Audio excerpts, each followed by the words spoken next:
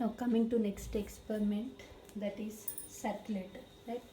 Now we have seen microwave devices such as E-plane T, H-plane T, and the combination of E-plane T and H-plane T, that is nothing but magic T, and we have seen directional couplers, right? Now all those are your microwave devices. In addition to the devices, you have few more devices also, but those are not included under your syllabus, but those are included as lab point of view. Now one of the microwave devices is your circulator, right? Now this circulator, now let us see its operation. In your lab you have to find out its characteristics, nothing but scattering parameters of your circulator, right? In your lab you have to find out scattering parameters practically. Now let us see how the circulator operates. Now what is the scattering matrix of the circulators theoretically? Now let us find out this, right? Now coming to the circulator device, now the available circulator devices are 3-port and 4-port, right? It contains 3-port. Circulator may contain n port, right? N may be any value starting from 3, right? Now circulator, if you see, it is a microwave device. Now here if you see the picture, now it contains 3 ports, right? Not only 3 ports, 4-port circulator is also available in your real time, but under your lab you have to do your experiment. That means you have to find the characteristics of 3-port circulator, right? Now let us see how the 3-port circulator operates.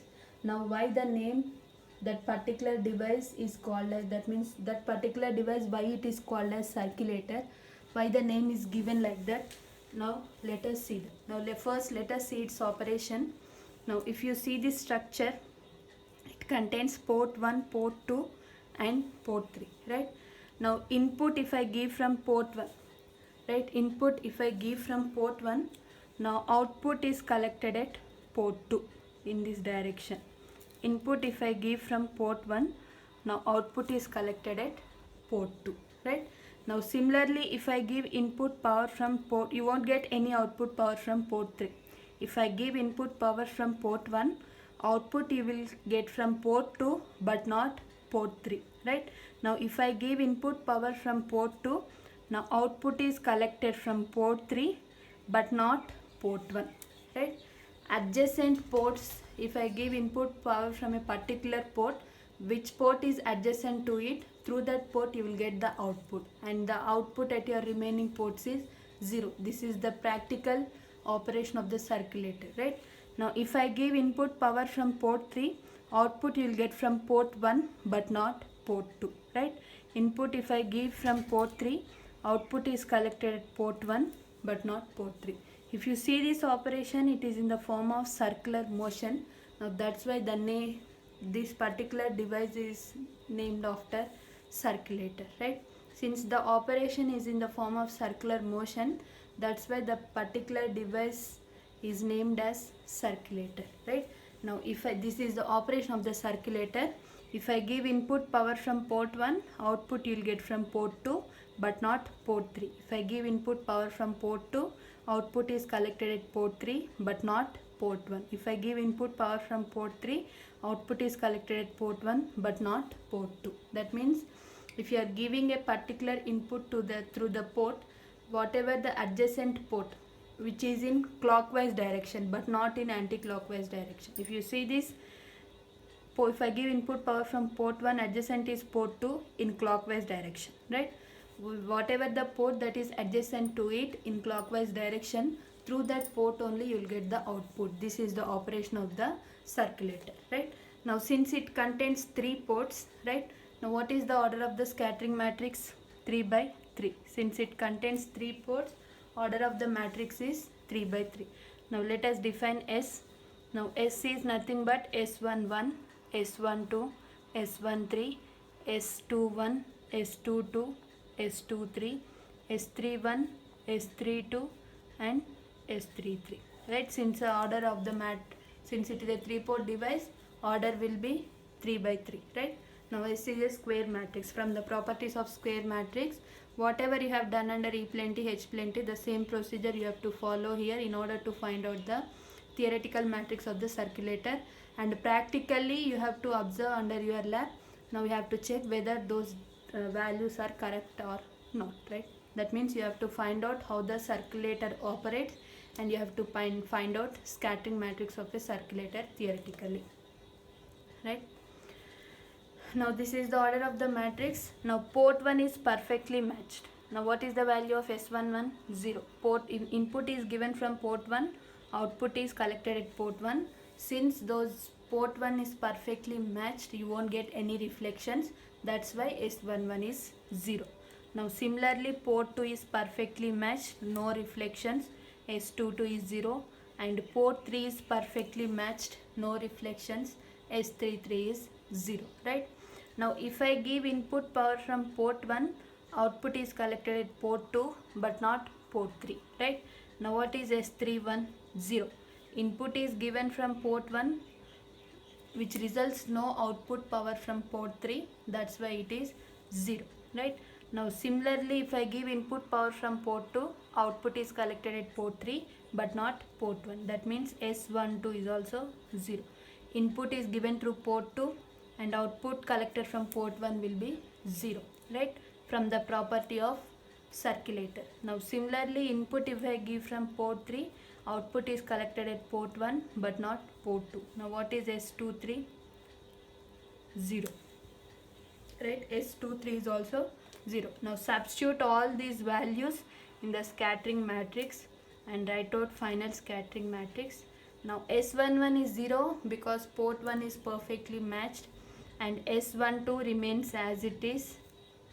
Okay, S12 is also 0. From the property of circulator, S12 is also 0. Input given from port 2 results no output power from port 1, that's why it is 0. Now S13 will remain as it is because input given from port 3 is the results output power from port 1. Now similarly, what is S21? S21 remains as it is because it is not 0. Input given from port 1, output is collected at port 2. You will get output. Now port 2 is perfectly matched, you won't get any reflections, that's why S22 is 0. Now coming to S23, it is also 0. Input given from port 3 results no output power from port 2. Now similarly S31 is also 0. Input given from port 1 results no output power from port 3. Now S32 remains as it is, S33 is 0. Now here you have to find out the value of S13, S21 and S32. Same what we have done under E plane T and H plane T and magic T, right? Now here we have seen E plane T, H plane T and magic T. Those are your devices which obeys symmetric property. Symmetric property is nothing but Sij equals to Sji, right? Now those particular devices whatever we have seen till now, that is E plane T, H plane T, EH plane T, directional coupler, right? Now all these four devices will obey symmetric properties. Now that's why those are called reciprocal devices. E plane T, H plane T, magic T and another one is directional coupler. Those are your reciprocal devices. Now coming to this circulator, it doesn't obey symmetric property. Circulator followed by this you will have an isolator and you have gyrator, right? Now all these devices are non-reciprocal devices which doesn't obey symmetric property, right? Now here, now S is a unitary matrix, right? S from the properties of S matrix, now S is a unitary matrix, that is S into S conjugate should be equals to I, right? Or S transpose into S conjugate should be equals to I, right? Now these two are the properties of the unitary matrix, that if a particular matrix is called a unitary matrix, then S into S conjugate should be equals to I, or its transpose into its conjugate should be equals to I. Now if you use this property, you won't get values here, right? Now that is applicable there. You can use for reciprocal devices, you can use S into S conjugate equals to I, but for non-reciprocal devices use this property. S is a unitary matrix which obeys S transpose into S conjugate equals to I. These two says that S is a unitary matrix. Either S into S conjugate should be equals to I, or S transpose into S conjugate should be equals to I. These two properties says that S is a unitary matrix, right? Now S transpose into S conjugate equals to I, which indicates S is a unitary matrix, right? Now what is S? S is nothing but 0 0 S13, and here you have S21 0 0 0 S32 0, right? After substituting all the values, this matrix we have got it. Now what is its transpose? 0 0 S13 S21 0 0 0 S32 0, right? Now this is S transpose matrix into its conjugate 0 0 S13 conjugate S21 conjugate 0 0 0 S32 conjugate 0. Now this is equals to identity matrix of order 3 by 3 0 0 1, right? Now multiply row 1 with column 1, right? Now if I multiply R1 C1, you will get S12 into S12 S21 into S21 conjugate, that is nothing but mod S21 square, which is equals to 1, right? Now from this equation S12 equals to S21 equals to 1, right? Now multiply row 2 with column 2, the row 2 with column 2, you'll get mod S32 square, which is equals to 1. Now from this equation S32 equals to 1. Now multiply row 3 with column 3, S mod S13 square, mod S13 square, which is equals to 1. Now this implies S13 equals to 1. All values you are getting it as 1, right? Now what is the final matrix, right? 0 0 1 1 0 0 0 1 0. This is the scattering matrix of a circulator we have derived, and these characteristics you have to observe under your lab, right? Now circular motion, right? Input given from port 1, you'll get output power from port 2. Input given from port 2, you'll get output power from port 3 only.